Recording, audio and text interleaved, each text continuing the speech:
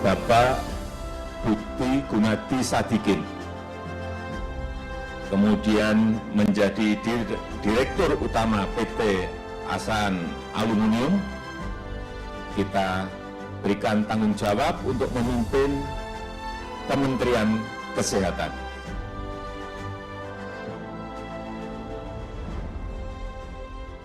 Khusus mengenai tugas yang diminta oleh Bapak Presiden agar difokuskan segera bisa dilakukan, adalah bagaimana kami bisa menangani masalah COVID-19 ini dengan secepat-cepatnya dan sebaik-baiknya.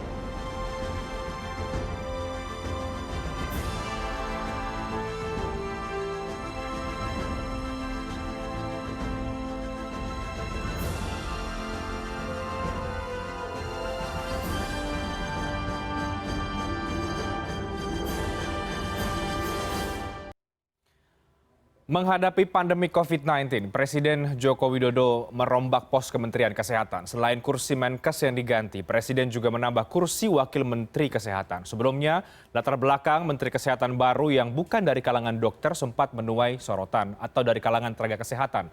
Bagaimana kemudian komposisi pos Kementerian Kesehatan yang baru untuk mengatasi pandemi? Apa yang harus diperbaiki dari penanganan COVID-19 di Indonesia yang harus segera dilakukan oleh Menkes dan juga Wakil Menteri Kesehatan? Kita akan bahas pada malam hari ini. Menkes baru dan jurus Jokowi atasi pandemi. Tema dialog kita di Newscast malam ini. Sudah bersama dengan ada dua narasumber yang bergabung dari luar studio. Ada Bu Neti Perstiani, anggota Komisi 9 dari DPR RI dari fraksi PKS. Bu Neti, selamat malam Ibu. Selamat malam, Bung Renhat. Assalamualaikum warahmatullahi wabarakatuh. Waalaikumsalam. Salam sehat selalu. Baik, ada Pak Hermawan Saputra, Dewan Pakar IAKMI. Pak Hermawan, selamat malam Pak. Selamat malam Bung Renhat, selamat malam CNN Indonesia.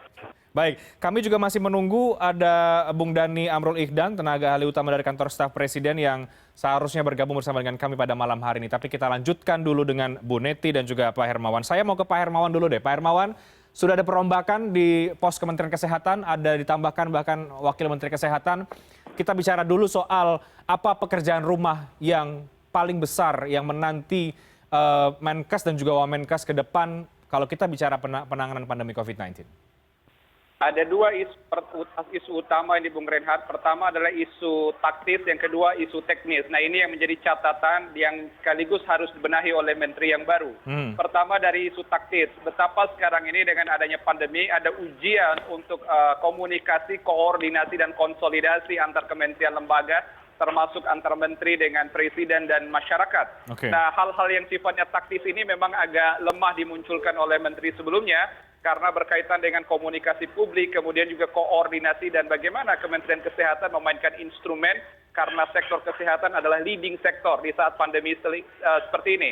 Nah urusan taktis ini juga berkaitan dengan advokasi, di mana advokasi itu bisa berupa anggaran. Nah anggaran ini adalah penentu bagaimana kapasitas equipment, kapasitas dari fasiliti, kapasitas dari layanan, ini semua menjadi tantangan kita di saat-saat pandemi seperti ini.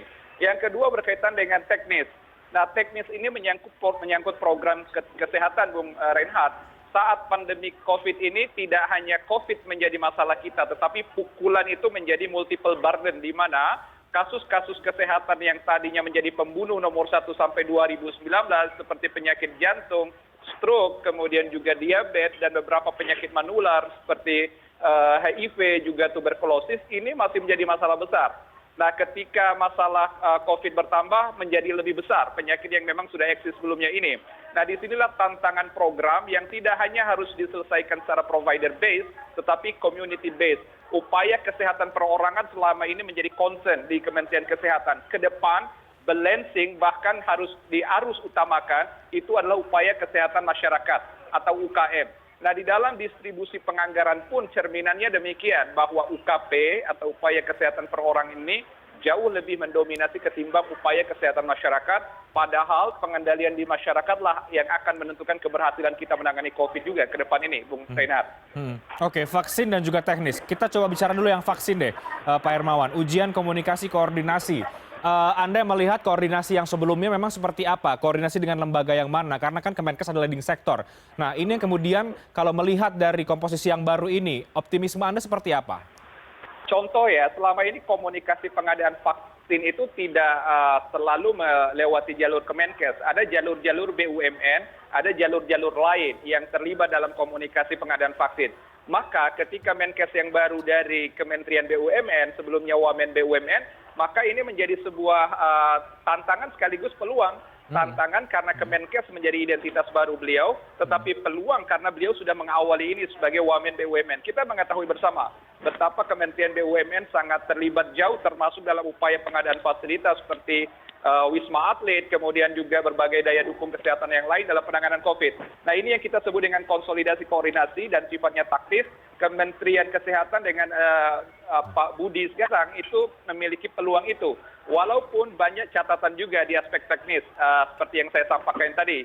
Nah, apalagi dengan postur Wamen yang ada juga ini kan seorang klinisi dan pakar diabetes molekular. Nah, sehingga butuh sebenarnya, kalau saya katakan, andai Bapak Presiden bijak, harus ada tambah satu pos Wamen baru namanya Wakil Menteri Bidang Kesehatan Masyarakat. Itu baru powerful Kementerian Kesehatan dalam mengendalikan COVID. Kalau cepat kita keluar dari pandemi COVID, maka persoalan sosial, persoalan ekonomi pun kita berharap. Mudah-mudahan Menkes baru kita menjadi harapan baru agar kita akselerasi untuk koordinasi dan konsolidasi penanganan COVID ini. Oke. Bung Reinhardt. Mengapa perlu ada usul tadi Anda ya, Wamenkes Bidang Kesehatan Masyarakat? Komposisi yang saat ini belum bisa menjangkau isu yang tadi Anda sebutkan tadi? Komposisi yang ada sekarang masih pada di tataran taktis. Memang seperti yang saya sampaikan, ada dua PR-nya, satu tataran taktis, yang kedua tataran teknis. Kalau kita lihat bagaimana manajerial track record dari menteri yang baru ini kan cukup bagus. Tetapi beliau harus di-backup dari paradigma kesehatan dengan wawasan kesehatan masyarakat. Nah, sementara Wamen yang ada ini kan seorang yang berangkat dari klinisi, beliau pakar diabetes, beliau anggota dari PAPDI, Perhimpunan Dokter Penyakit Dalam Indonesia, dan juga aktif di Perkeni ya, endokrin metabolik, dan beliau sangat klinis sekali. Mudah-mudahan harus diarus kuatkan. Persoalan kita ini kedaruratan kesehatan masyarakat, bukan persoalan klinis murni, bukan sekedar persoalan koordinasi dan taktis, maka perlu dilengkapi dengan paradigma kesehatan masyarakat. Ini baru imbang dan powerful. Baik, Bung Reinhardt. Sebelum saya ke Bu Neti, saya sapa dulu Bung Dhani Amrul Ihdan, tenaga ahli utama dari Kantor Staf Presiden. Selamat malam Bang Dhani. Selamat malam, Assalamualaikum warahmatullahi wabarakatuh. Salam sehat selalu pemirsa CNN dan semua narasumber yang berbahagia. Terima kasih Bang Dhani sudah bergabung. Sebelum saya ke Anda, saya ke Bu Neti dulu. Bu Neti, kami perlu dengar suara dari DPR, apalagi kemudian PKS yang ada di luar pemerintahan, melihat komposisi. Kita fokus soal kesehatannya dulu ya. Melihat komposisi Menkes dan Wamenkes ini, apa yang Anda lihat dari komposisi Bu Neti sebagai Kemenkes ya, yang menjadi leading sektor dari penanganan pandemi COVID-19? Ya, tentu saja menjadi reaksi yang sangat wajar ya. Saya secara pribadi kaget dengan penggantian Menkes dari Pak Terawan ke Pak Budi Gunadi Sadikin ya. Mengingat tentu saja hari ini kita punya PR besar, yaitu mempersempit atau mendekatkan jurang persepsi ya antara harapan publik dengan kinerja atau kemampuan pemerintah menangani pandemi COVID-19 ini. Nah, jurang persepsi inilah yang kemudian menurut saya menjadi PR besar bagi Kementerian Kesehatan Republik Indonesia.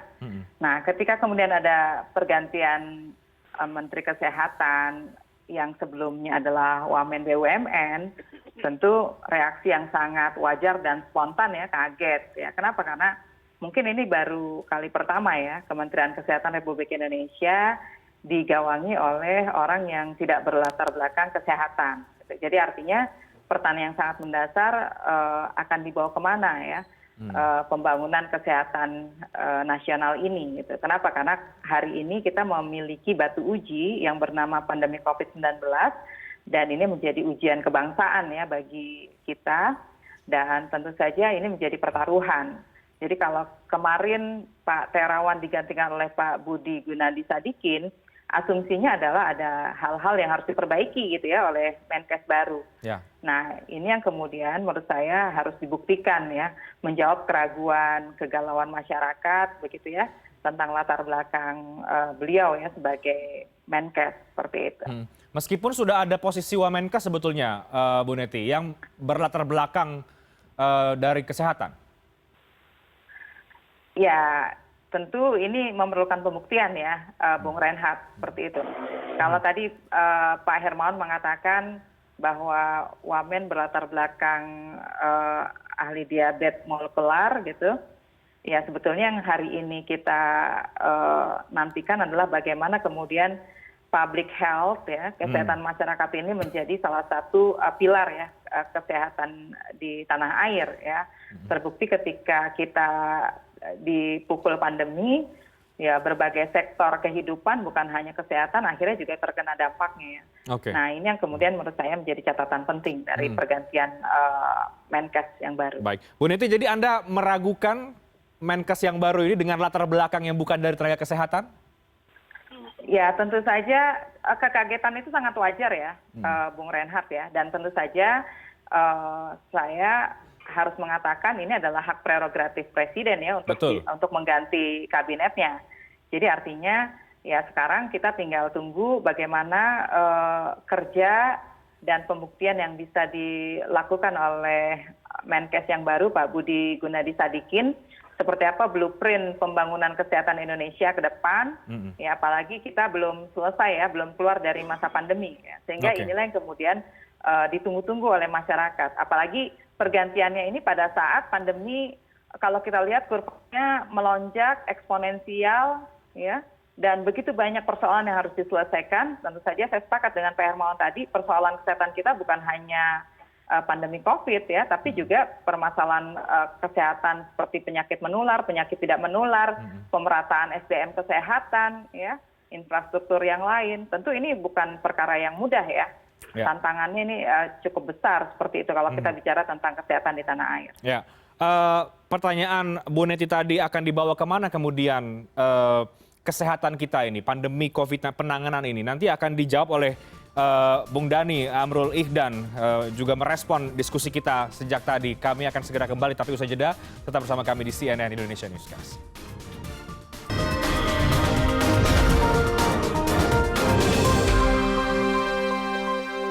Anda kembali di Newscast, saya langsung ke Bang Dhani Amrul Ihdan. Bang Dhani, dengan komposisi Menteri Kesehatan yang baru, ada Wamenkes di dalamnya, dengan juga komposisi yang Menkesnya bukan dari latar belakang kesehatan, yang tadi juga Bu Neti soroti, kemudian juga Wamenkesnya memang adalah bagian dari tenaga kesehatan. Sebetulnya ini arahnya mau kemana ini, Bang Dhani, dari komposisi ini yang kemudian sudah diputuskan oleh Presiden Joko Widodo? Ya, pertama kita melihatnya ini kan kerangkanya adalah kerangka apa yang disebut masalah pandemik ini frameworknya jelas ya, namanya Public Health Emergency of International Concern. Nah, dalam hal Public Health Emergency ini, maka yang kita perlukan adalah orkestrasi percepatan pengambilan keputusan dan juga elaborasi antar lembaga dan resources yang ada. Kita punya resources yang banyak, kita punya tenaga medis, punya rumah sakit, masing-masing juga punya asosiasi, punya ikatan profesi dan sebagainya, yang itu harus dielaborasi sehingga menjadi orkestrasi yang indah dan cepat dalam pengambilan keputusan. Nah, sehingga kalau kita melihat, bukan berarti Pak Menteri Terawan itu kinerjanya jelek, tidak. Kita harus percaya bahwa setiap pemimpin yang dihadirkan itu memberikan legacy, meninggalkan sebuah sejarah, prestasi, dan hikmah bagi apa yang sudah ditinggalkan. Jadi kita melihatnya dalam kerangka yang lebih wise di sini. Hanya KPI-nya Presiden kan ingin agar percepatan penanganan pandemi dan elaborasi antar lembaga, sehingga masalah pandemi yang memberikan dampak multisektor dan multidimensi ini bisa dipimpin oleh Kementerian Kesehatan sebagai leading sektornya dengan mengorkestrasi semua kementerian dan lembaga terkait. Nah, public health emergency ini juga melihat dalam kerangka managerial skill. Nah, managerial skill itu dari mana? Perlu figur leader dan juga leadership, pemimpin dan kepemimpinan yang bisa menguasai proses bisnis, menguasai tata kelola organisasi, tata kelola lembaga negara yang selama ini memang kayak Pak Budi Sadikin yang sudah dengan jerninya di BUMN, baik itu di Mandiri, Inalum dan sebagainya, dan terakhir di Wamen BUMN, itu biasanya sudah paham. Jadi orang yang sudah lama berkecimpung dalam dunia korporasi biasanya paham proses bisnis. Nah, proses bisnis itu penting untuk memahami proses tata kelola, sehingga itu diperlukan seni atau orkestrasi di dalam pengambilan keputusan. Hmm. Nah, jadi apakah itu harus dokter? Ya, tentu namanya Kementerian Kesehatan membawahi bidang kesehatan. Oke, dokter penting, tenaga medis penting. Tapi ada juga kita men-challenge tenaga non-medis, orang-orang yang tidak punya background kesehatan, agar bisa berdiri di semua kelompok. Kita tahu bahwa di kesehatan banyak sekali asosiasi, perhimpunan profesi, ID, PPNI, asosiasi rumah sakit, Persi, dan seterusnya. Dokter juga punya kolegium, punya profesi. Masing-masing spesialistik juga ada perhimpunan dan ada kolegiumnya sendiri. Itu bagus, menunjukkan bahwa ada kekuatan kelembagaan yang terjadi di tenaga medis. Itu bagus, baik. Tapi dalam kerangka public health emergency, itu perlu integrasi semua potensi, sehingga semua bergerak ke arah yang sama dalam melakukan percepatan itu. Sekedar gambaran, saya punya pengalaman juga. Saya juga pernah sebagai CEO sebuah korporasi healthcare yang membawahi lebih dari 70 rumah sakit milik BUMN, di mana saya bukan berlatar belakang dokter, bukan berlatar belakang medis. Tapi yang diperlukan pada saat itu apa? Orkestrasi pengambilan keputusan dan integrasi. Jadi kita harapkan sama, Menteri Kesehatan sekarang harus bisa menjadi integrator. Sosok integrator yang bisa menyatukan dan akselerasi dalam pengambilan keputusan lintas sektor. Oke. Jadi kemampuan managerial skill tadi itu yang kemudian menjadi harapan ada di sosok Pak Budi Gunadi ini, Bang Dhani. Ya. Strategic thinkingnya seperti itu, dan itu nanti kita challenge sama-sama, karena beliau kan juga sudah membuka kesempatan bagi semua asosiasi tenaga medis, asosiasi Persi, sampai dengan ekosistem kesehatan yang lainnya, untuk memberikan saran-saran konstruktif. Karena beliau sampaikan kan bahwa masalah pandemi ini masalah bersama-sama. Artinya beliau membuka diri untuk menerima masukan dari semua elemen masyarakat, termasuk tenaga-tenaga medis dan ikatan-ikatan profesi yang lainnya. Jadi itulah yang disebut managerial skill. Mengambil pointer-pointers atau pemikiran atau point of view dari para pakar, ahli, berbagai organisasi profesi, diambil pola pikirnya, program-program PASnya diambil, lalu dibuatlah orkestrasi pengambilan keputusan. Karena bagaimanapun ini bicaranya public health, sehingga perlu framework public health dalam rangka keilmuan, itu perlu, sangat diperlukan untuk memperkaya pengambilan keputusan. Baik. Tapi kan ujungnya kan eksekusi. Nah, bagaimana mengeksekusi itu? Ya elaborasi. Menyatukan para pakar itu lalu membuat langkah kerja. Nah, itulah pentingnya seorang menteri seperti Pak Budi Sadikin ini. Baik, Bu Neti, tadi Pak Hermawan sempat juga mention bahwa ujiannya adalah komunikasi koordinasi. Tadi Bung Dhani menegaskan bahwa ya ini kemampuan dari Pak Budi Gunawan ini diharapkan bisa mengorkestrasi begitu ya. Budi Gunadi ini bisa berorkestrasi lintas sektor tadi itu. Ini kemampuan managerial skill. Tanggapan Anda? Ya, saya sepakat bahwa yang kemudian menjadi salah satu keberhasilan kita mengatasi pandemi adalah kemampuan atau pengelolaan komunikasi publik ya kepada masyarakat. Karena selama ini begitu riuh rendah, begitu banyak noise, begitu ya. Sampai terakhir pun kita juga masih dibingungkan dengan misalnya perbedaan harga swab antigen dan sebagainya ya, diwajibkannya orang menggunakan swab antigen pada saat melakukan perjalanan dan sebagainya. Tentu ini menjadi salah satu indikator ya dari keberhasilan atau kesuksesan Menkes yang baru nanti pada saat memasuki tugasnya. Nah, saya berharap ketika misalnya kita mengatakan bahwa tadi Mas Dhani mengatakan bahwa Pak Budi Sadikin dinilai memiliki kemampuan mengorkestrasi. Nah, kita tunggu pembuktiannya, Bung Reinhardt, ya bahwa ketika kita bicara tentang pandemi, harus diingat basisnya adalah wabah kesehatan, ya. Dan tentu saja ini yang harus ditunjukkan bahwa kesehatan menjadi leading sector ya dalam penanganan pandemi COVID-19 ini. Apapun yang kita lakukan sebetulnya harus scientific base begitu ya, untuk menyelesaikan pandemi. Baru kemudian kita bicara sektor yang lain. Kenapa? Karena kalau kita bicara tentang pandemi, ya hari ini kita melihat ya begitu banyak nakes yang berguguran, kemudian juga bukan lagi zona merah tapi zona hitam, ditambah lagi dengan bahwa hari ini banyak kewajiban pemerintah yang harus terus didorong ya, seperti memperbanyak 3T, kemudian memasifkan 3M di tengah masyarakat, kemudian juga saya mendapatkan masukan dari beberapa teman epidemiolog harus ditambah dengan 3K ya, seperti itu. Nah hal seperti ini yang kemudian menurut saya menjadi satu pertaruhan, batu uji, dan harus dibuktikan ya oleh Pak Menkes yang baru nanti.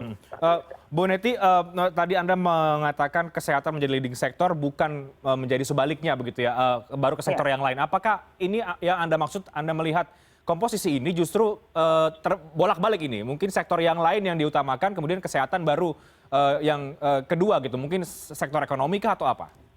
Iya, ya tentu ini sekali lagi perlu pembuktian, Bung Reinhardt. Kenapa? Karena saya tentu saja ingin melihat seperti apa kemampuan antara Menkes dengan Wamennya ya, gitu. Kenapa? Karena kalau kita bicara tentang teknis, tentu ada dirjen ya, ada perangkat yang sangat lengkap di Kementerian Kesehatan. Nah, seperti apa pembagian tugas antara Menkes dengan Wamen nantinya itu juga menjadi salah satu pembuktian ya, bahwa betul komposisi yang dilakukan oleh Presiden dengan mengkombinasikan antara ekonom dengan tenaga kesehatan sebagai Wamenkes, ini tentu saja kita perlu lihat seperti apa perspektifnya, kemudian juga keberpihakannya, termasuk juga keberanian mengambil keputusan berbasis tentu saja pengetahuannya tentang kesehatan ini. Ini penting seperti itu. Ya, kenapa? Karena ya kita hari ini melihat bahwa persoalan kesehatan kita ini sangat kompleks seperti itu. Baik, Bang Dhani, jangan-jangan kemudian kalau kita melihat komposisi ini memang kacamatanya yang dilihat adalah kacamata ekonomi semata ini, karena kan perlu dibuktikan ya duet antara ekonom dan juga tenaga kesehatan ini apakah kemudian berhasil atau tidak sebetulnya? Ya, tentu dalam masalah pandemik ini kan adalah masalah lintas sektoral. Ini multidimensi masalahnya. Dan ini bicaranya ketahanan nasional. Ketahanan nasional itu kan ada beberapa aspek tentu, termasuk misalnya ekonomi, sosial, politik. Ini kan masalahnya lintas. Nah, jadi bukan berarti pengangkatan seorang ekonom atau yang non-medis itu berarti penekanannya adalah ekonomi. Tidak. Ini hanyalah bicara integrator, orkestrasi pengambilan keputusan dalam percepatan penanganan public health ini, masalah pandemi. Nah, kemudian juga saya juga justru ingin juga menyampaikan dan mengajak kepada kita semua, kepada para pakar, teman-teman dari anggota dewan, anggota profesi, sebagainya, itu untuk sekarang kita kawal nih. Justru sekarang kita isi mindset, cakrawala, dan langkah kerjanya Pak Budi Gunadi Sadikin, kita perkaya. Karena beliau juga sudah membuka diri untuk menerima masukan. Nah, segera berikanlah masukan konsep-konsep itu. Lalu sama-sama kita lihat nih dalam kerangka 1, 2, 3 bulan ke depan, bagaimana progres real dalam penanganan pandemi ini beliau bisa orkestrasikan di lapangan dengan sebaik-baiknya dalam kerangka public health. Jadi kita challenge dulu deh. Pilihan prerogatif presiden ini kita kawal, kita challenge. Nanti juga kita kalau ternyata nggak sesuai ini dengan frameworknya public health, atau ada eskalasi yang meningkat yang tidak bisa dikendalikan dalam penanganan COVID, atau ada masalah lain ke depan yang sama-sama tidak kita harapkan, ya kita juga punya ruang untuk mengkritisi. Dan beliau juga sangat terbuka menerima saran-saran atau kritik-kritik yang konstruktif untuk perbaikan kinerja. Oke, Pak Hermawan, tambahan dari Anda, Pak. Apa yang Anda lihat dari kemudian Anda tangkap dari diskusi kita? Iya, ini kan menarik seperti yang saya sampaikan di awal tadi, bahwa apa yang disampaikan Mas Dhani itu betul-betul pada tataran komunikasi, koordinasi, konsolidasi, dan itu tataran taktis yang saya sebut di awal tadi. Iya, betul. Tapi jangan lupa bahwa kesehatan ini butuh pendekatan teknis dan substantif juga. Karena apa? Kalau urusan taktis ini, kemampuan untuk komunikasi, dan konsolidasi ini sifatnya jangka pendek, tetapi menengah dan panjang seharusnya juga iya. Jangka pendek kita ingin keluar dari COVID, tentu melewati puncak kasus agar COVID ini terkendali. Ini tata kelola ini jangka pendek kita agak percaya kalau melihat track record dari Menteri dan Wamen yang sekarang. Tetapi kalau kita lihat health impact saat ini memerlukan perhatian jangka menengah dan jangka panjang. Menteri ini kan idealnya kan bekerja hingga presiden nanti berakhir juga masa jabatannya. Jadi masih sekitar 3-4 tahun ke depan. Tetapi kalau misalnya menteri yang ada saat ini betul-betul dikombinasikan dengan penguasaan wawasan kesehatan masyarakat atau tenaga ahli yang ada di sekitarnya, atau bahkan wamen ditambah satu kursi lagi yang konsen khusus di bidang kesehatan masyarakat, ini sangat menarik sekali. Tadi Mas Dadi menyebut seringkali public health ini menjadi concern, bahkan international concern saat ini. Oleh karena itu gini, dalam sebuah kepemimpinan, seyogianya kepemimpinan itu merupakan integrasi dari kemampuan komunikasi, koordinasi, konsolidasi, tetapi dia punya latar pendidikan atau teknis yang sesuai dengan sektornya. Yang ketiga, dia juga menguasai hal-hal yang menyangkut support sistemnya. Nah, maka satu figur idealnya mewakili ini, maka menteri biasanya seorang. Tetapi karena kita butuh instrumentator tadi seperti yang disampaikan Mas Dhani, tidak masalah sebenarnya kemampuan manajerial kita butuhkan, apalagi track record dari menteri kita ini cukup baik, tetapi ada pendekatan klinis yang support dia tadi, tetapi juga ada pendekatan public health yang harusnya juga melengkapi dari upaya kita agar powerful dan komprehensif dalam pengendalian COVID, tetapi sekaligus melakukan semacam rebound atau refreshing healthcare development, kira-kira begitu. Itu yang menjadi concern kita, dan mudah-mudahan kita memberikan harapan dan juga impian agar menteri yang baru itu betul-betul membuktikan diri seperti yang disampaikan Bu Neti juga. Oke, Pak Hermawan, tapi Anda sebagai Dewan Pakar IAKMI, Anda melihat komposisi ini ya, antara ekonom dan juga tenaga kesehatan. Ini komposisi yang seperti apa sih yang ada kemudian Anda bayangkan, kemudian Anda sudah membayangkan seperti apa nanti arah-arah kebijakan yang akan diambil. Lagi-lagi Bu Neti tadi tekankan, ini kita baru pertama tampaknya punya menteri yang bukan beratar tenaga kesehatan, meskipun memang juga tidak salah sebetulnya. Nah, Anda melihat ini matters tidak mempermasalahkan background dari Menkes yang bukan orang kesehatan? Tapi dijawab nanti, kita di segmen berikutnya dialog, kami akan segera kembali sesaat lagi.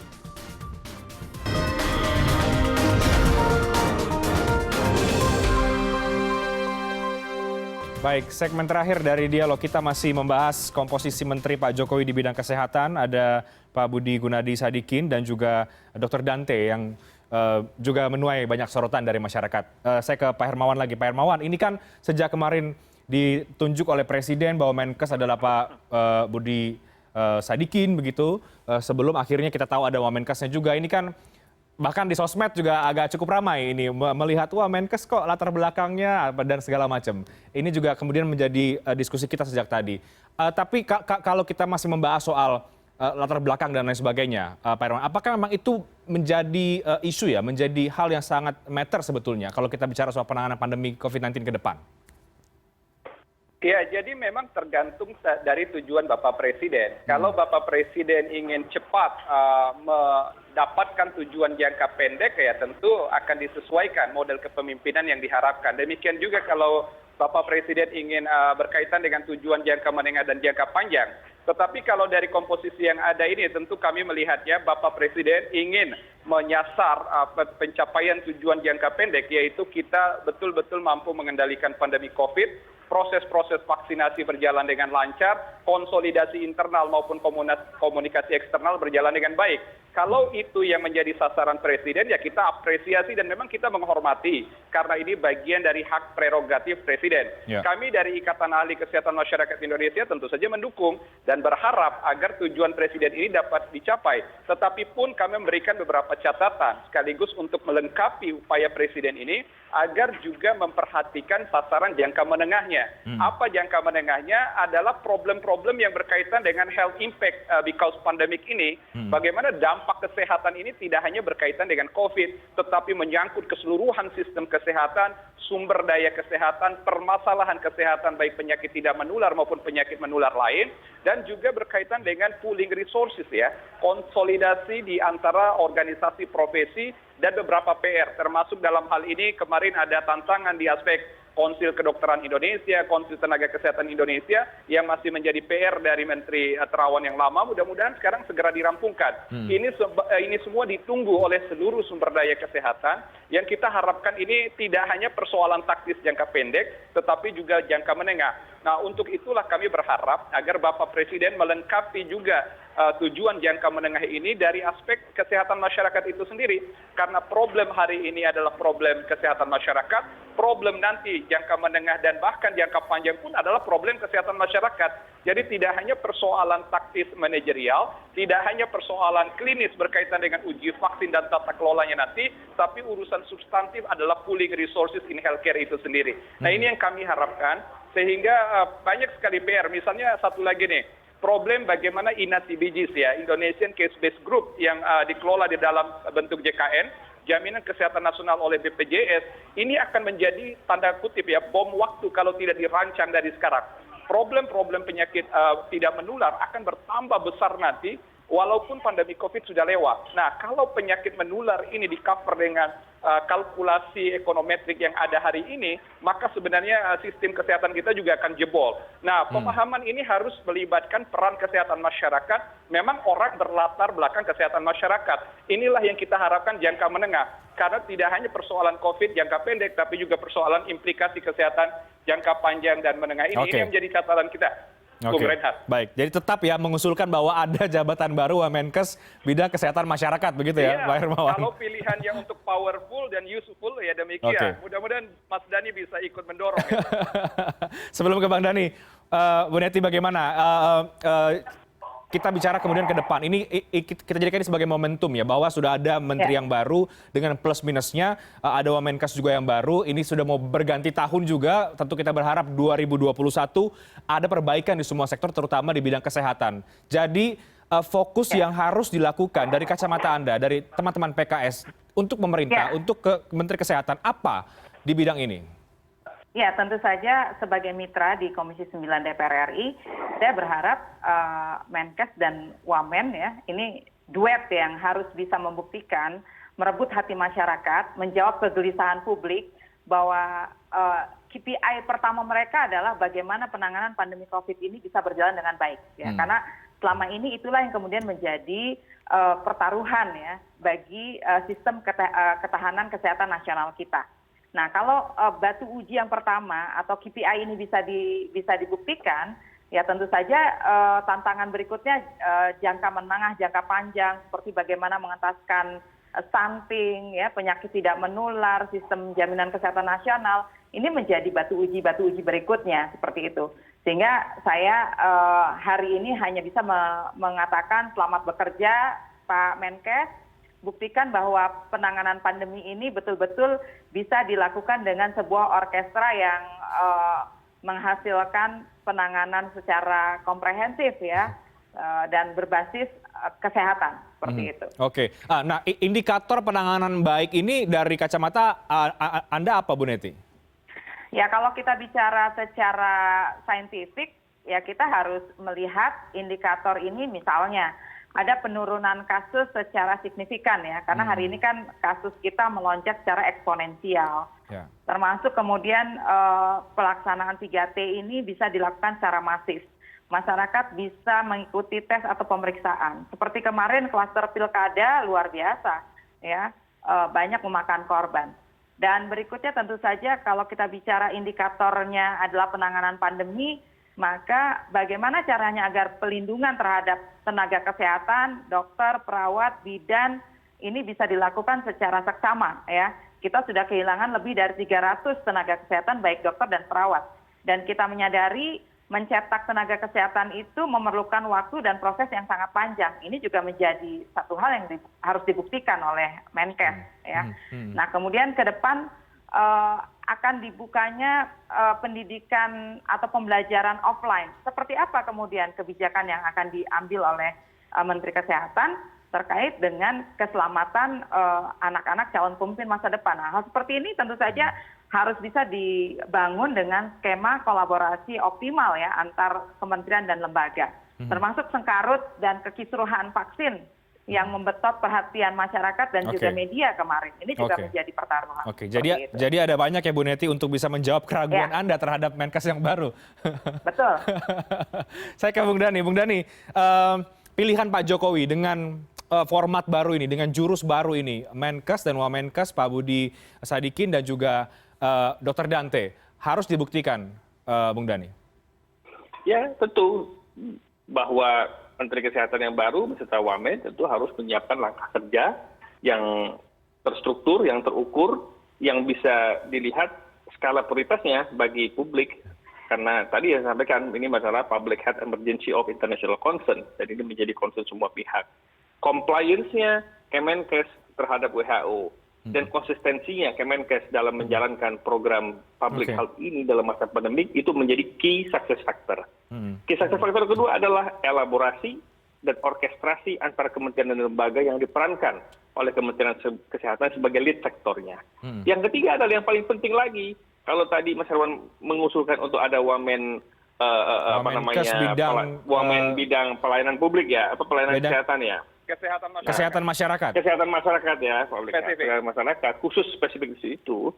Itu sebetulnya usulan ya boleh-boleh saja, karena bagaimanapun kan dalam kerangka yang besar ini diperlukan juga adanya spesifikasi yang memang pejabat yang memang spesifikasi di bidang itu boleh-boleh saja. Tapi sekali lagi kita lihat dulu optimalisasi dari kementerian, menteri dan wamen yang sudah ada. Ya kan? Nah, tetapi yang menjadi key success factor yang ketiga adalah bagaimana bisa menggerakkan para eselon 1, eselon 2, eselon 3 yang ada di Kemenkes.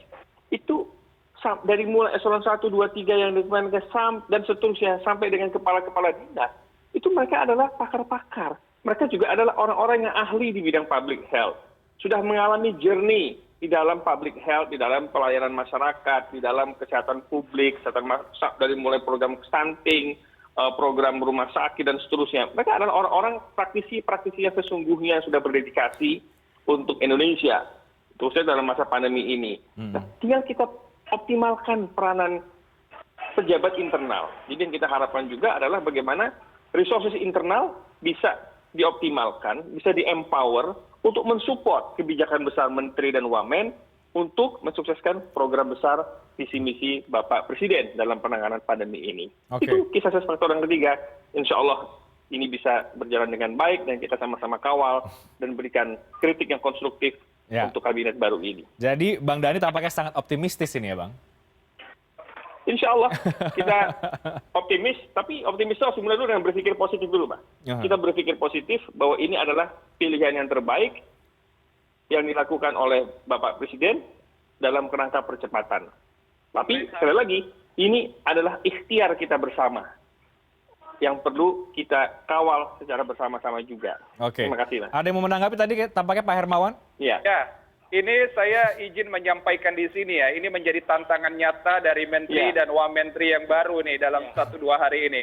Mas Dhani dan Bu Neti, kita perhatikan situasi pandemi COVID menyebabkan seluruh layanan rumah sakit rujukan COVID, fasilitas-fasilitas isolasi mandiri di berbagai wilayah saat ini over capacity. Ini real. Kami menyampaikan ini mudah-mudahan menjadi tantangan awal bagaimana Menteri dan Wamenteri yang baru mengurai sekaligus memperkuat kapasiti kita, baik testing, tracing, treatment. Ini kaitan dengan fasilitas perawatan yang ada. Betul-betul tidak terlayani sekarang. Dan ini baru kejadian 120 ribuan kasus positif aktif.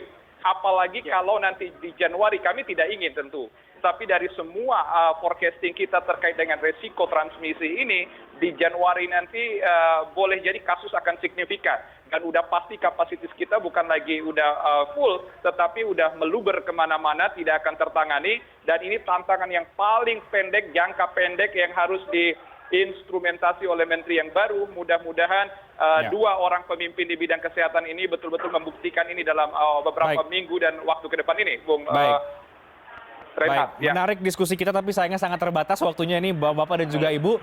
Yang jelas ada banyak catatan untuk duet ini, duet Menkes dan Wamenkes. Kita berikan kesempatan seperti apa dan kita kawal bersama kebijakan-kebijakan itu karena PR besarnya sangat jelas di depan mata. Terima kasih banyak Bu Neti, Pak Hermawan, Bang Dhani, terima kasih banyak untuk diskusinya malam hari ini. Terima kasih Bu Neti. Ya, terima kasih Mas Dhani, Pak Hermawan, CNN Indonesia.